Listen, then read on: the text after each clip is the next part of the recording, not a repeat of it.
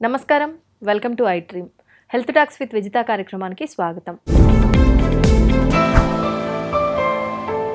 ప్రస్తుతం మనతో పాటు ఉన్నారు అనువంశిక ఆయుర్వేద నిపుణులు డాక్టర్ సుధాకర్ రెడ్డి గారు. ఇప్పుడు వారితో మాట్లాడి మరిన్ని విషయాలు తెలుసుకుందాం. నమస్తే అండి. నమస్తే. సుధాకర్ రెడ్డి గారు, మామూలుగా ఇప్పుడు మునగాకుని మనము పప్పులో కానీ కొన్ని కూరల్లో వండుకొని తినాలి అని చెప్పి మన లైఫ్లో ఒక పార్ట్గా దాన్ని చేసుకోవాలి అని చెప్పి అంటూ ఉంటారు. దానివల్ల చాలా బెనిఫిట్స్ ఉన్నాయి అని అంటుంటారు. అయితే మనకు మునగాకు అందరికీ అందుబాటులో ఉంటుంది, ఉండదు. అందుకని చెప్పి దాని పొడి రూపంలో కూడా చాలా మంది తీసుకుంటున్నారు ఈ మధ్య కాలంలో. నిజంగా అలా తీసుకోవడం వల్ల ఎటువంటి ఉపయోగం ఉంటుంది? అసలు ఎందుకు తీసుకోవాలి మునగాకు పొడిని మనందరం కూడా? మునగ చెట్టు వచ్చేసేటప్పటికి మనకు మునక్కాళ్ళు, మునగ పువ్వులు తీసుకుంటామండి. అవును. మునక్కాళ్ళు ఏంటంటే వెన్నుముక్క సంబంధించిన ప్రాబ్లమ్స్ రావని తీసుకుంటా. అంటే మునగ కాడ ఎట్లా ఉంటుంది, మనకి మెడ పూసాలు ఎట్లా ఉంటాయి కదండి. అందుకు మనకు ఒక విధంగా నడుము నొప్పులు అవి రాకుండా కూడా మునక్కాడ ఉపయోగపడుతుంది. మునగ పువ్వులు వచ్చేసేటప్పటికి మామూలుగా ఎవరైనా కూడా ఒక 25 ఏజ్లో ఉన్న అది వెయిట్ 35లో ఉండరు. కామన్గా బాడీ లూజ్ అవుతూ ఉంటుంది.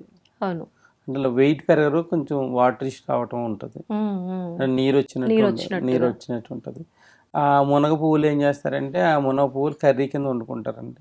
పువ్వులు కర్రీలా చేసుకుంటారు. ఉల్లిపాయలు మునగ పువ్వులు కలిపేసి కర్రీ కింద చేసుకుంటారు. చేసుకుని అది కొంచెం వేడి చేసే గుణం ఉంటుంది. మళ్ళీ ఎక్కువ చలికాలంలో తీసుకుంటారు, వర్షాకాలం చలికాలంలో తీసుకుంటారు. వర్షాకాలం చలికాలంలో ఏంటంటే మన బాడీ కొంచెం వేడి చేసినా కూడా బ్యాలెన్స్ అవడానికి మనకి వర్షం చలికాలం వల్ల మనకి వేడి చేసినట్టు ఉండదు. ఆ వేడి వల్ల ఏమవుతుందంటే ఈ యొక్క వాటర్ ఇష్యూ తగ్గుతుందండి.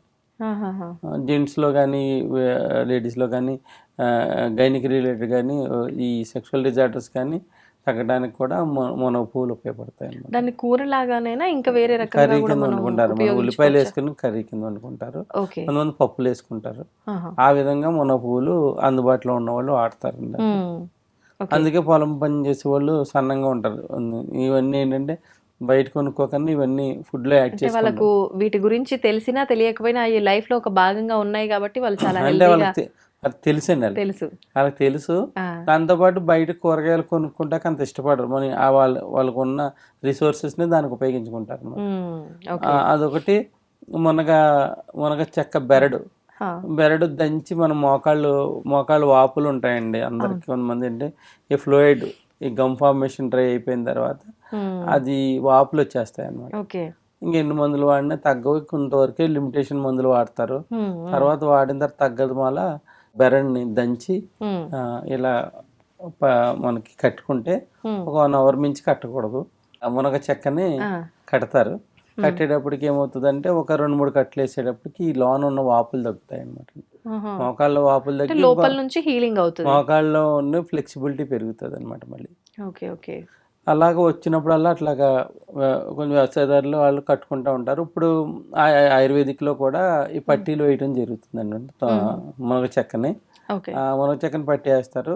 మునగ చెక్కని కూడా వాపు వచ్చినప్పుడు మరగబెట్టి గోరువెచ్చగా ఉన్నప్పుడు కాలు దాంట్లో పెడితే వాపు తగ్గుతుంది. అది మన తుమ్మ చెక్క. మునగ చెక్కని ఇట్లా కట్టేటప్పటికి ఇట్లా వాపు తగ్గిపోతుంది. ఈ మునగ చెక్కని మనం జలుబు చేసినప్పుడు ఇట్లా పీలిస్తే ఈ జలుబు కూడా తగ్గుతుంది అండి అనమాట మునగ చెక్కని. అదేవిధంగా మునగ బంక అని వస్తుంది. మునగ బంకాని అది మన తాటికాయల కింద కలిపి ఆవునేతిలో వేయించి పౌడర్ చేస్తారండి. మునగ బంకని ఆవునేతిలో వేయిస్తే కొంచెం దాంట్లో ఉన్న డైజెస్టివ్ పవర్ పెరుగుతుంది అనమాట. మునగ బంక గమ్మున అరగదు. అరగటానికి నేతితో వేయిస్తాం అనమాట, శుద్ధి అవుతుంది. దాంతోపాటు తాటికాయల కింద యాడ్ చేసుకుని భోజనానికి అరగంట ముందు తీసుకుంటారు. ఆవు నెయ్యితోనండి ఇది రోస్ట్ చేయాల్సింది? ఆవు నెయ్యితో చేసి తీసుకుంటాం వల్ల ఏమవుతుందంటే ఈ జాయింట్ల మధ్యలో ఉన్న వాపులు తగ్గి పెయిన్స్ తగ్గుతాయి అన్నమాట. అలా వాళ్ళలో జాయింట్ పెయిన్స్కి వాళ్ళు కలెక్ట్ చేసుకుంటారు. ఇదేమో పీసీఓడి ప్రాబ్లంకి మునగ ఆకుతో రెమెడీ అండి ఇది. పీసీఓడితో బాధపడే వాళ్ళు మునగాకులు అందరికీ తెలుసా, నీళ్ళని ఆరబెట్టేసి ఆ ఈన్లు కూడా పౌడర్ చేసుకోవచ్చు అండి. మజ్జిగని ఒకటి వదిలేస్తారు, సన్న సన్న కాడలు కూడా చేసుకోవచ్చు. మునగాకు సమూలం పనిచేస్తుంది. ఉమ్, కొంతమంది అంటే ఆకే అనుకుంటే అంత పౌడర్ రాదు కదండి. అవునవును. అందు గురించి ఈనులు కూడా వాడుకోవచ్చు, సన్న ఈనులు వాడుకోవచ్చు. ఇది ఉమ్, పౌడర్ ఇట్లా అవుతుందండి. ఉహుం, ఇది 100 గ్రాములండి మునగాకు. ఓకే. ఆ, ఇది ధనియాలండి. ధనియాలు. మున ధనియాలు ఎందుకనండి యాడ్ చేయాలి అందులో?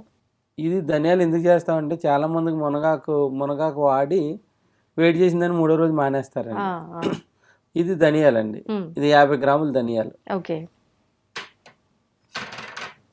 జీలకర్ర ఏమో 50 గ్రాములండి. ఉహుం, వేయించి పౌడర్ చేసుకోవాలి. ఇది కూడా. మూడే 3 ఇంగ్రీడియంట్స్ అండి. ఉమ్, మనం ఏంటంటే మునగాకు పౌడర్ తినమన్నామని చెప్తే చాలామంది ఏం చేస్తారంటే దీనికి ఒక 100 గ్రాముల దానికి ఒక 1/2 కిలో ఎండుమిరపకాయలుని, 1/2 కిలో శనగపప్పు లేకపోతే పెసరపప్పుతో టేస్ట్గా చేసుకుంటారు. కారపొడి లాగా. అది ఉపయోగం ఉండదండి ఇంకా. ఎందుకనండి? ఎందుకంటే ఇవి వేయించితే దాంట్లో ఉన్నాయి పోతాయి. అంటే వేయించితే కూడా జనం ఏం చేస్తారంటే పప్పు నూనెలో వేయించరు, ఆవు నేతిలో వేయించరు. ఉమ్, అంటే పప్పు నూనెలో వేయిస్తే దాని ఔషధ గుణాలు పప్పు నూనె తీసుకుంటుంది. ఉమ్, ఇది మునగాక మామూలుగా ఏం చేస్తుంది, ఏదో నూనె తెచ్చి ఏం అవునవును. చేస్తారు, వేయిస్తే ఆ ఔషధ గుణాలు అది నూనె తీసుకోదండి. ఉహుం. అది పప్పు నూనెతో వేయించుకోవాలి. వేరుశనగ పప్పు నూనె, పల్లి నూనె? ఇది పప్పు నూనె అంటే నువ్వుల నూనె పప్పు నూనె అంటారు. ఓకే. నువ్వుల పైన పట్టు తీసిన తర్వాత పప్పు నూనె అంటారండి. అది ఆహా. చేదు ఉండదు, అది ఎడబుల్. ఉమ్, నల్ల నువ్వుల నూనె అయితే ఒంటికి పెట్టుకుంటారు. ఉమ్, ఇది దీంతో మామూలుగా చేయకనే వాళ్ళు డైరెక్ట్ పౌడర్ చేసుకుని ఉమ్, ఇది వేగురు వాసన వస్తుందండి. ఇది ఆహా. మామూలుగా మునగాకు పౌడర్ ఒక రోజు వాడిన తర్వాత 2వ రోజు వాడకపోవటానికి కారణం ఏంటంటే స్మెల్ కొంచెం స్మెల్ వేగురు వాసన వస్తుంది, మరి కొంతమంది వాడరు. ఇప్పుడు ఇది ఎప్పుడైతే మీరు వేయించిందేనా? ఎప్పుడైతే ధనియాలు జీలకర్ర వేయించుకున్నామో అవును. అప్పుడు మనకి దీని టేస్ట్ మారిపోతుంది, ఉమ్, మునగాకు టేస్ట్ మారిపోతుంది. ఇది మానకుండా ఉదయం సాయంత్రం భోజనం ఫస్ట్ ముద్దలో కానీ నెయ్యి వేసుకుని తినొచ్చు, ఉహుం, లేదంటే మనం నువ్వుల నూనె వేసుకుని తినొచ్చు. ఓకే. లేదు మర్చిపోయారనుకోండి, మధ్యాహ్నం భోజనం అయిపోయిన తర్వాత ఒక గ్లాసు గోరువెచ్చని నీళ్ళలో కలుపుకుని కూడా తాగొచ్చు. ఉమ్, ఇలా రెగ్యులర్గా చేసుకునే వాళ్ళు వేడి చేయదండి. ఈ ఫార్ములా వల్ల వేడి చేయదు. ఓకే. ఓకే. ఇప్పుడు ఇది ఎంతెంత క్వాంటిటీ తీసుకోవాలి? ఇప్పుడు మునగాకు పొడి 100 గ్రామ్స్ అన్నారు కదా? మునగాకు 100 గ్రాములు, ధనియాలు 50 గ్రాములు, జీలకర్ర 50 గ్రాములు అండి. హాఫ్. రుచికి సరిపడినంత సైంధవ వేసుకోవచ్చు. ఆహా. ఇప్పుడు వాటర్లో వేసుకొని తాగే వాళ్ళు చాలా మందిని నేను చూసాను. డైరెక్ట్ హాట్ వాటర్ గోరువెచ్చగా చేసుకొని ఒక స్పూన్ వేసుకొని డైలీ ఎర్లీ మార్నింగ్ పరగడపున తాగుతూ. తాగి కొంతమందికి ఏంటంటే కాన్స్టిపేషన్ వచ్చిందని మానేస్తారు కొంతమంది. ఉమ్, ఉమ్. అది రాదండి. ఇవి మిక్స్ చేస్తే రాదు. ఇది రాదు. ఓకే. ధనియాలు జీలకర్ర ఎప్పుడైతే ఉందో మనకి డైజెషన్ బాగా అవుతుంది.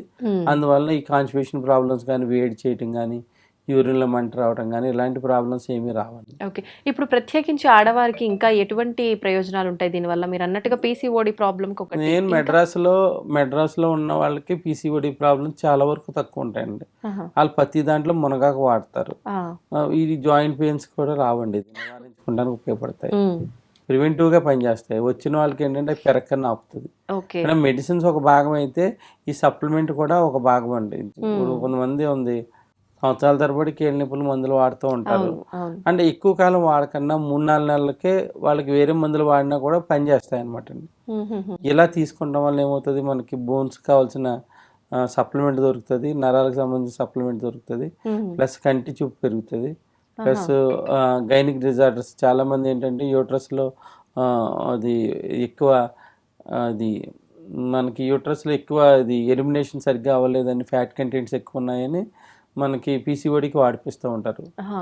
ఫ్యాట్ కంటెంట్స్ కూడా కరిగించకుండా దీనికి ఉన్నదండి. ఇప్పుడు పిల్లల ఏజ్ నుంచే అది స్టార్ట్ చేయొచ్చు అంటారా మునగాకు పొడి?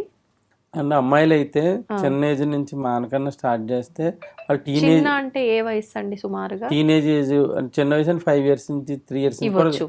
ఇవ్వచ్చు. నేతితో పాటు కలిపిస్తే వీళ్ళు బోన్స్ అయ్యి బాగా కన్స్ట్రక్ట్ అవుతాయి, ఉహు. ప్లస్ కంటి చూపు బాగుంటుందండి వీళ్ళ పిల్లలకి. ఓకే. ఇది ఏజ్ అని ఏం లేదు, ఎవరైనా పిల్లలకి అయితే ఏంటంటే చిన్నపిల్లలకి 3 చిటికలు 3000కి వచ్చినంత వాడతాము. ఉమ్, గ్రాడ్యువల్ పెద్దవాళ్ళకైతే ఒక టీ స్పూన్ వాడతాము. ఉమ్. ఇంకా మరి ఏజ్లో పెద్దవాళ్ళు ఉన్న 2 పూటలు కూడా వాడతారండి. ఒక టీ స్పూన్ టీ సరిపోతుందా స్పూన్ తీసుకున్నప్పుడల్లా? Tea spoon okay. సరిపోతుంది. Before food తీసుకోవాలంటారా?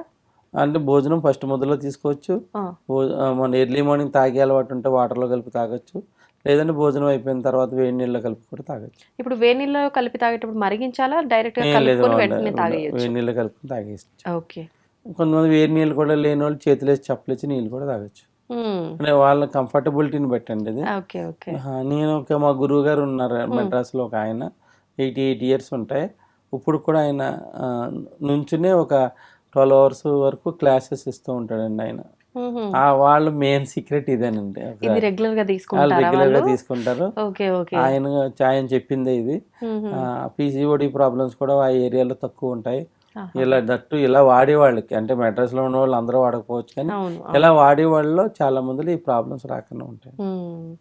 సంతోషం అండి. మునగాకు వాడుతున్నామే కానీ నేను వాడాను, కానీ అసలు ఎందుకు వాడుతున్నా అనేది తెలియదు. ఎవరో చెప్పారు, నేను వాడాను అంతే, కానీ ఏం బెనిఫిట్స్ ఉంటాయి అనేది నిజంగా నాకు కూడా తెలియదు. చాలా క్లియర్గా అర్థమయ్యేటట్టు ఎక్స్ప్లెయిన్ చేశారండి. నమస్తే.